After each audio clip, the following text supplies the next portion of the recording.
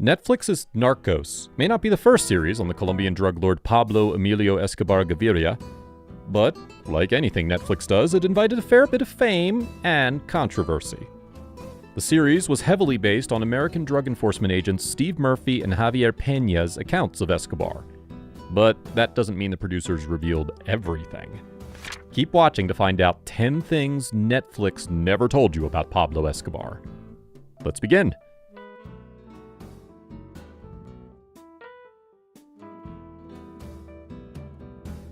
Contrary to what one might think, Pablo Escobar was actually a big fan of keeping records and used to videotape a lot of events from his everyday life.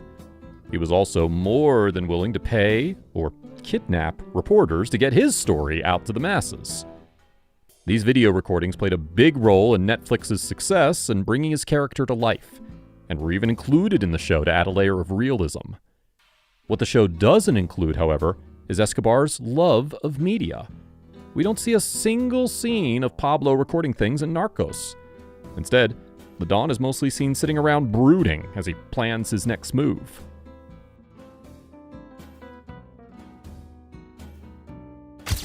Pablo Escobar's family was not consulted prior to making the series, so it's no surprise they weren't happy with it. When asked about the hit Netflix series, Escobar's son, Juan Pablo Escobar, who now goes by Sebastian Marroquin, said that it was full of errors. The 44-year-old was particularly angry and annoyed at the show's claim to be realistic, despite the obvious dramatization.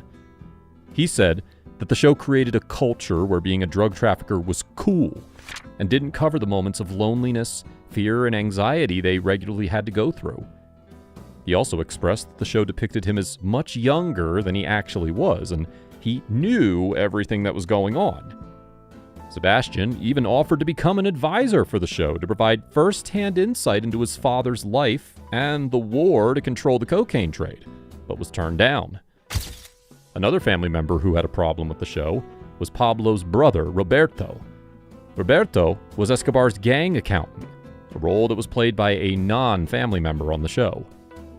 As a result, the Roberto de Jesus Escobar Gaviria decided to sue Netflix for $1 billion for misrepresentation without prior consultation.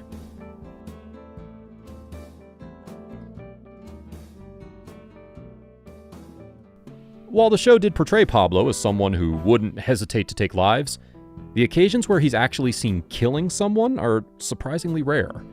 Most of the time, Escobar just orders the kills. This couldn't be further from the truth. The real-life Pablo Escobar was much crueler than portrayed on the show, having first-hand accounts of drilling into his enemies' kneecaps, cutting and mailing fingers, etc. Escobar's oldest son, Sebastian Marroquin, also expressed that his father was much crueler than he appeared on the show. The man was responsible for the killing of thousands of people and terrorized an entire country.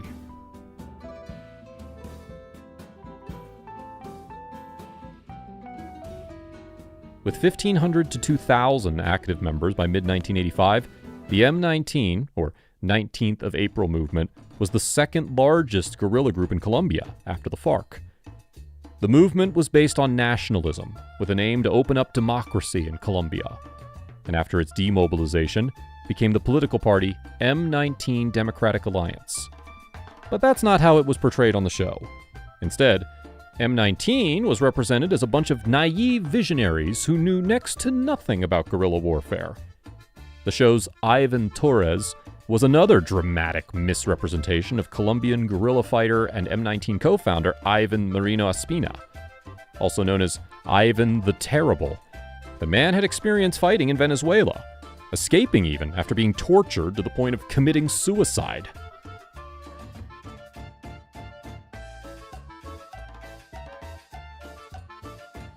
Due to the lack of any actual consultation, Pablo's relationship with his family was mostly imagined. This led to many inaccuracies, one of the biggest of which was Pablo's relationship with his son Juan.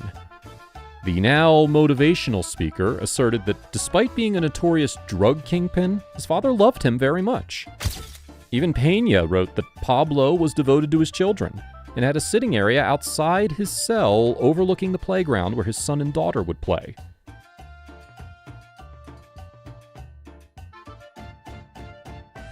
The show may have covered Escobar's personal luxury prison, the La Catedral, but it didn't reveal all of its secrets. The prison had stacks of self-published hardcover books featuring satirical cartoons of the U.S., each signed and encased in fine leather gift boxes. Pigeon coops and books on how to take care of homing pigeons were also discovered. The pigeons were probably used to deliver messages to associates and members of Escobar's cartel. Lace negligees and sex toys, including vibrators, were found neatly arranged in a closet. Agents and police also came across letters from mothers offering up their daughters for sex.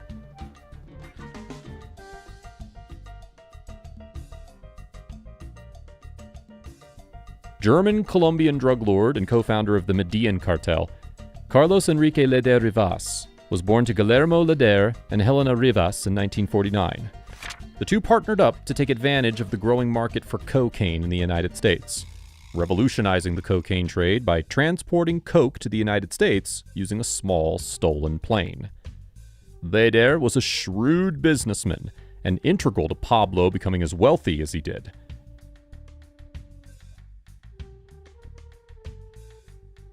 Reportedly aided by U.S. officials and rival drug traffickers, the Colombian government launched a massive manhunt for Escobar after his escape, eventually catching up to him on December 2, 1993.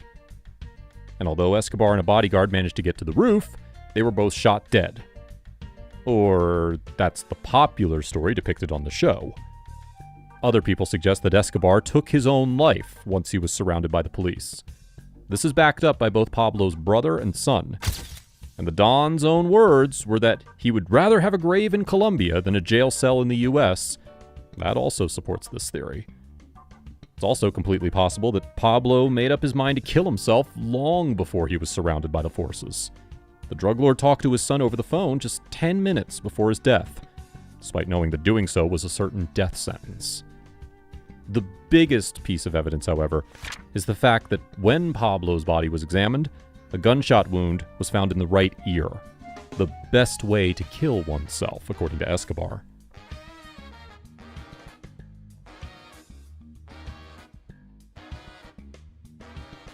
Wagner Moura, the actor playing Pablo Escobar in the hit TV series Narcos, has more in common with his character than some would think. The Brazilian is vocally pro-drugs, stating in an interview that he thinks drugs should be legalized.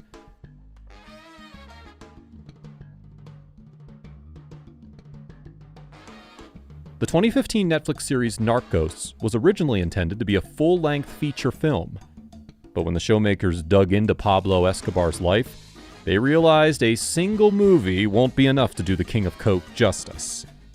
During their research, they found a lot of details about Pablo's past and how he gained his wealth, including his involvement with the Chilean drug chemist Mateo Cuca Moreno, who Cockroach was likely based off of. The producers also found that Pablo used to steal gravestones before he became a smuggler. Very unlikely career. That's a wrap for this video. What do you think about the real-life Pablo Escobar?